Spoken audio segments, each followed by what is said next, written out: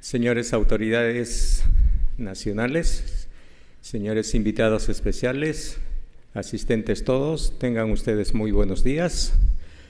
El tema que me toca exponer ahora es agua y biodiversidad, el rol del agua de las neblinas en la conservación y manejo de la biodiversidad de los ecosistemas y de los ecosistemas de lomas, y lo vamos a referir un poco a las experiencias en las lomas de Atiquipa.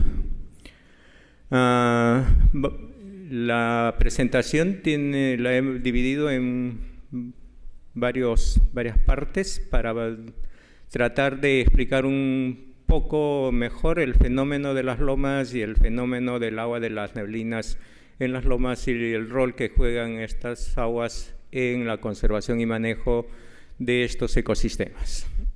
Empecemos tratando de graficar un poco la realidad en la cual nos encontramos.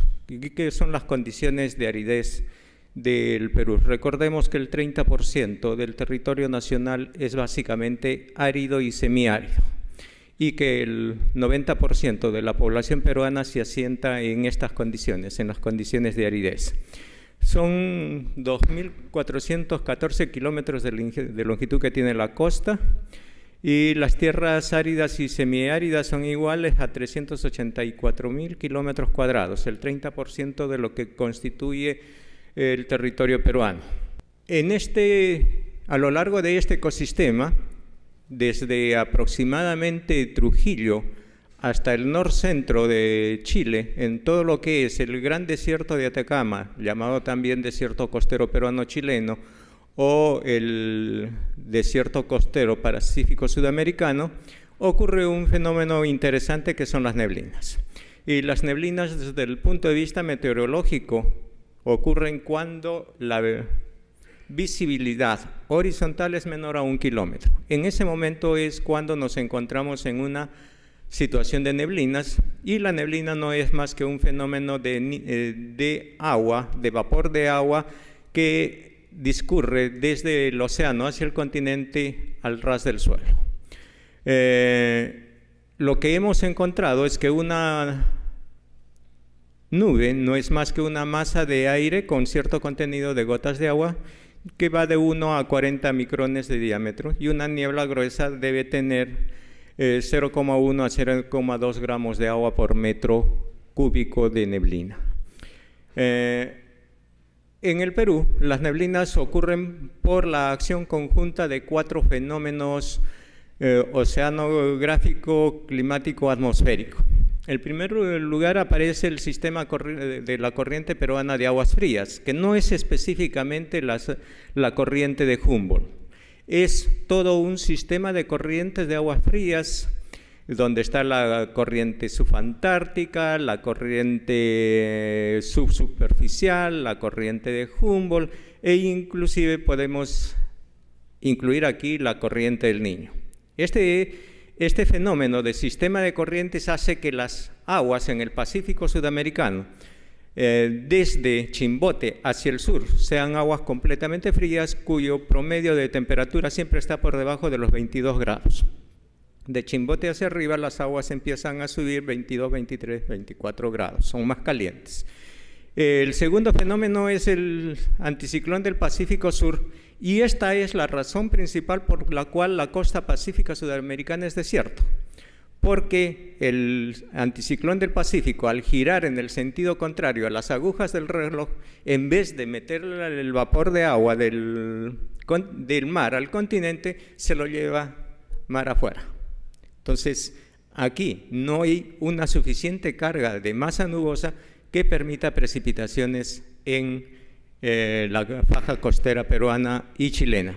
El tercer fenómeno que origina entonces neblinas y no masas nubosas para lluvia es el contrafuerte andino. El contrafuerte andino ejerce una fuerza de pared que hace entonces que la masa nubosa tampoco ingrese al continente. Es un ejercicio de presiones y de contrapresiones que que limita el ingreso de las masas nubosas hacia el continente. Y el cuarto fenómeno es el techo de inversión térmica, que se inicia aproximadamente en Chimbote y termina en Santiago de Chile. Este techo de inversión térmica hace que las temperaturas por debajo de los 1000 metros se mantengan frías y las temperaturas por encima de los 1000 metros se mantengan calientes. Hace entonces que la masa nubosa no se eleve por encima de los 1000 metros y pase efectivamente al continente. En el siguiente gráfico podemos notar específicamente eso, ¿no? La niebla y el viento llega a la antigua cordillera de la costa hasta los 1000 metros y en vez de discurrir hacia arriba, ejercen un efecto de turbulencia que es lo que hace entonces que las neblinas queden atrapadas en la faja costera y no pasen al interior del continente, ¿sí? Entonces, este techo de inversión térmica va a mantener esta temperatura aquí caliente y la temperatura aquí fría. Y esa es la razón entonces por qué la niebla no ingresa hacia el continente. Estos son los lugares en el mundo donde se han evaluado neblinas, y hace un poco rato conversábamos con una visitante de Atiquipa. Le señalaba que el origen de la detección y captura de agua de las neblinas corresponde al desierto arábigo. Es allí en Omán y en todas las comunidades, todas las tribus de nómadas quienes idearon el sistema de captura de agua de neblinas, que es de lo que vamos a hablar después. Los registros de agua de neblinas que tenemos están para el Perú, están en La Chay a los 350 metros, Atiquipa 650 a 950 metros de altitud, Mejía, Arequipa 650 a 800 metros, Chucarapi en Arequipa 650 metros, Matarani en Arequipa a los 700 metros y Ancón en Lima a los 700 metros. Es donde se han hecho evaluaciones para medir el rendimiento de agua de neblinas a través de los atrapaniebles. Los registros de captación de agua de neblina a nivel mundial, tenemos registros para el Tofo en Chile, 7 años de evaluación que dan una capacidad de 3 litros por metro cuadrado año. En Omán, con un registro de un año, con 30 litros por metro cuadrado día. Ancón, 3 meses, 7.7 litros. Canarias, se han evaluado 2 años, 6.9 litros. Mejía, con 5 litros. La Chay, en 6 meses, 7.15 litros. Y Atiquipa, donde estamos trabajando ya más, como les había señalado, más de 20 años, tenemos el registro de 21.5 litros por metro cuadrado año. Esto equivale entonces a una captura de 21 milímetros de agua de neblina por día. La forma principal de aporte del agua de las neblinas es a través de la captación de la vegetación y su introducción al suelo. Esto ocurre básicamente en todas las lomas. Ha ocurrido en las lomas, en las más de 600.000 hectáreas de lomas que existían antes de la llegada de los españoles a Perú. Sigue ocurriendo en las más de 60.000 hectáreas de lomas que todavía quedan, según los estudios que hizo la ONER en 1956. El agua de la que es captada a través de la vegetación luego aparece en manantiales. La Chay y Atiquipa son el claro ejemplo porque todavía tienen manantiales existentes. Un árbol de tara, que es el elemento principal que dominaban las lomas a lo largo de la costa peruana, que tenga una copa de 20 metros, cuadrados, puede capturar hasta 750 milímetros de precipitación en el periodo pluvial. Ya no estamos hablando de un ecosistema árido, sino estamos hablando de un ecosistema semiárido y hasta de un bosque seco tropical. Esa es la característica principal por la cual existieron las lomas, porque había suficiente cantidad de agua que podía ser colectada. La foto corresponde a un diseño con el cual nosotros hemos evaluado justamente la captura de agua de neblinas. Hemos simulado aquí los embudos para llenar el agua, y entonces con ello hemos medido. Estos embudos están puestos en forma regular a cada metro cuadrado de superficie, y el total de agua capturada entonces nos permite saber cuánto ha capturado. Y en el promedio entonces hemos encontrado que esta es la cantidad de agua que llega al ecosistema de lomas justamente en el periodo invernal. ¿Qué son las lomas costeras? Las lomas costeras no son más que ecosistemas singulares y únicos de la costa de Perú y norte de Chile, y en eso tenemos que sentirnos orgullosos, porque Perú y Chile son los únicos países en el mundo que tienen este tipo de ecosistemas. No hay en ninguna otra parte del mundo. Por lo tanto, la exclusividad de los ecosistemas de lomas prácticamente ahora le corresponde al Perú, porque Chile ya no tiene lomas. Chile acabó con sus lomas, lo único que le queda es Fray Jorge, y Fray Jorge no corresponde típicamente a un ecosistema de lomas, sino a un ecosistema nublado. Entonces, los peruanos debemos sentirnos orgullosos de que somos los únicos que todavía conservamos alguna muestra de esta diversidad biológica que existe exclusivamente para nosotros. Y lo que muestra la fotografía no es más que el mar de nubes de la neblina que permite entonces que este ecosistema exista en nuestro país. Son oasis de neblina en medio del desierto, y son ecosistemas que funcionan en base a la captación del agua de neblinas. Los ecosistemas de lomas en el Perú no reciben otra fuente de agua que no sea el agua de neblinas.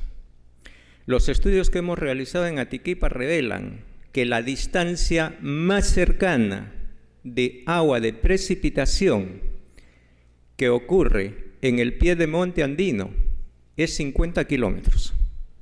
50 kilómetros de distancia en línea recta que evitan que el agua que precipita por lluvia en los Andes y en el pie de monte andino llegue a las lomas. Por lo tanto, toda el agua que cae en o que encontremos en este tipo de ecosistemas es exclusivamente proveniente de las neblinas. En el mapa nos permite ver entonces los sitios donde hay lomas, desde el Cerro Campana en Trujillo hasta Copiapó, al norte de Santiago de Chile. Estos ecosistemas se van a formar entonces, ¿por qué? En primer lugar, por su cercanía al mar.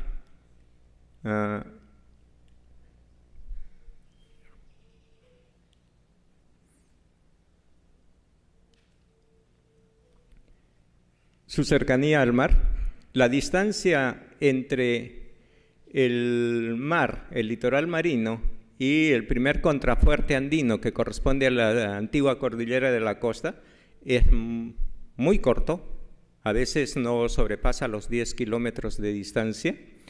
En segundo lugar es la exposición de las laderas de la antigua cordillera de la costa a la dirección predominante de los vientos marítimos, y la pronunciada gradiente altitudinal de los cerros cercanos a la costa.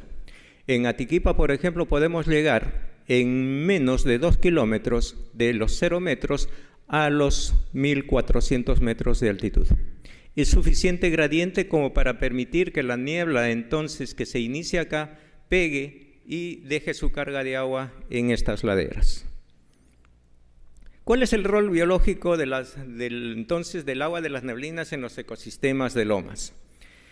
En primer lugar, es que es la única fuente de agua disponible para todos los procesos biológicos de los ecosistemas. Ya me están señalando que debo apurar. Dos aspectos importantes hay que destacar en el funcionamiento de las lomas. En primer lugar, la dinámica del mantenimiento del ciclo hidrológico de las lomas y en segundo lugar, el efecto nodriza. Y aquí tenemos que analizar la dinámica del funcionamiento de las lomas a través del efecto de doble embudo que realiza la vegetación, principalmente la vegetación arbórea. La neblina y la lluvia es captada por la copa de los árboles y hay dos fenómenos de introducción, por gotas de lluvia y por escurrimiento a través de los árboles. Entonces, lo que ocurre aquí es que el árbol produce un fenómeno de almacenamiento en el suelo a través de infiltración por los árboles. Este es el embudo de entrada. El agua que está en la atmósfera llega, es captada por la copa de los árboles y almacenada en el suelo. El embudo de vuelta es a través de dos fenómenos también, la evapotranspiración, o de un fenómeno que es el de la evapotranspiración, que hace que el agua almacenada discurra nuevamente hacia afuera a través del sistema vascular de los árboles, y por otro fenómeno que recién está siendo esclarecido convenientemente, que es el fenómeno del levantamiento hidráulico. Este tipo de accionar de la vegetación arbórea en los ecosistemas de lomas es el que permite entonces que se regule el ciclo hidrológico en este tipo de ecosistemas, y este accionar es el mismo que funciona en todos los ecosistemas andinos de cabecera y cuenca. El modelo de captación de agua en las cabeceras de cuenca, donde existan árboles, va a ser el mismo. Árboles que infiltran agua en el periodo húmedo, árboles que sacan agua en el periodo seco y mantienen regulado el ciclo hidrológico. El segundo fenómeno es el fenómeno de efecto nodriza de la vegetación arbórea sobre el resto de ecosistemas. El árbol que captó la neblina puso el agua en el suelo, ¿no? En el periodo húmedo puso el agua aquí, que permitió entonces que la vegetación herbácea y arbustiva crezca, y en el periodo seco entonces permite el pastoreo del ganado, porque ya ha habido productividad, y además permite el mantenimiento de la vegetación a través de ese efecto que es el del levantamiento hidráulico. El agua en el periodo seco empieza a discurrir por capilaridad a través de la corteza de las raíces y es puesta nuevamente a disposición de la vegetación herbácea y arbustiva. Hablemos entonces ahora de la diversidad biológica en Atiquipa, y aquí podemos notar entonces ese efecto nodriza de la vegetación arbórea sobre la vegetación herbácea. La diversidad de flora en Atiquipa, estamos hablando de 59 familias registradas con 164 géneros, 356 especies y endémicas 46 de la flora de la costa peruana. Asterácea es la especie más representativa con 5 especies endémicas, Poaceae con 1, Fabaceae con 6 y Solanaceae con 9 especies endémicas, que hacen un total de 25 de las 46 que hemos señalado. En la diversidad de usos, estamos hablando de una gran diversidad de usos. En fauna, estamos hablando de aproximadamente 123 especies en total, entre aves, reptiles, anfibios, peces, y también con una alta proporción de especies endémicas para las lomas de Atiquipa, con 22 especies en total. ¿Sí? Estamos hablando de murciélagos, ratones, zorros, felinos, marsupiales, zorrinos, camélidos, venados, vizcachas. El cuy silvestre todavía se encuentra en la parte alta de las lomas de Atiquipa. Algunos ejemplos de diversidad biológica, diversidad de fauna, reptiles. Se han registrado 9 especies, de las cuales 6 son endémicas, ¿no? Aquí cabe mencionar que todavía en Atiquipa está presente el jergón de costa, que es la única serpiente venenosa que todavía está registrada para estas lomas. En anfibios solamente una especie. Este es un cangrejo de río que está distribuido solamente en 3 lugares en la costa pacífica sudamericana. El primero es el norte de Santiago de Chile, salta a Atiquipa y de allí hasta Piura. Y este es endémico y es una nueva especie para la ciencia, para la diversidad biológica peruana. Y hablando ahora del rol biológico, la pregunta es: ¿por qué manejar y conservar esta unidad, agua, biodiversidad en los ecosistemas de lomas? Existen evidencias de más de 6.000 años de uso antrópico de las lomas. Chancas en la Chay, Lúcumo, Pachacamac, Nazca, Paracas, Huaris en Atiquipa. En Atiquipa hemos encontrado registros de la cultura Paracas, que es la más antigua para la costa peruana, registros de más de 6.000 años de antigüedad, e inclusive hemos encontrado registros de los primeros cazadores, pescadores y recolectores. Estamos hablando entonces de más de 6.000 años de uso de las lomas. Se encuentran aún parientes silvestres de varios cultivos: papas, tomates, calabazas, tumbos, granadillas. Ahí han aportado gran cantidad de proteínas de origen animal para el sostenimiento del imperio incaico. Estamos hablando del charqui o del famoso seco salado, que hoy en día los técnicos quieren señalar que es una nueva metodología desarrollada para dar proteínas de origen animal al hombre. No es cierto. El seco salado ya fue inventado por estas culturas prehispánicas y ya servían al imperio incaico. Actualmente existen comunidades que dependen de los recursos de las lomas: Lúcumo, Atiquipa, comunidades de pastores en Mejía, Tacaguay, Alto Sama, que todavía usan el agua de las neblinas para sus diferentes usos. Las lomas de Atiquipa albergan una comunidad campesina que obtiene los recursos naturales que les permite sobrevivir, entonces, con una economía de subsistencia y autoconsumo. Atiquipa son las únicas lomas donde se han cultivado 2.000 hectáreas en tiempos prehispánicos. Lamentablemente, cuando llegaron la cultura europea, se transformó todo este sistema, dejó de usarse las 2.000 hectáreas y hoy en día en Atiquipa solamente se irrigan 70 hectáreas. Existen restos arqueológicos que evidencian entonces la importancia y el rol que jugaron estos ecosistemas. En Atiquipa se tienen 11 centros arqueológicos de importancia, verdaderas ciudadelas, que demuestran los diferentes usos que se le dieron a las lomas. Y finalmente, para terminar, tendríamos que señalar por qué también el agua de neblinas es importante para el futuro del desarrollo humano en la costa peruana, ¿no? Es una alternativa viable para el consumo humano en lugares donde no se tiene otra posibilidad. Estamos viendo aquí en Lima la gran expansión urbana sobre las lomas, sitios donde es realmente caro disponer agua potable, pero entonces allí el agua de neblina se convierte en la alternativa. La calidad del agua de neblina va a depender de varios factores: el material usado para colectar el agua, la composición química y la deposición seca de los colectores que contaminan el ambiente atmosférico. El agua de neblinas es típicamente ácida, pero hay mecanismos que la pueden convertir en agua útil para las lomas y para la actividad humana. Bien, estas son algunas experiencias que quería compartir con ustedes. Gracias por su atención y ahí está mi dirección donde me pueden encontrar en caso que sea necesario. Muchas gracias.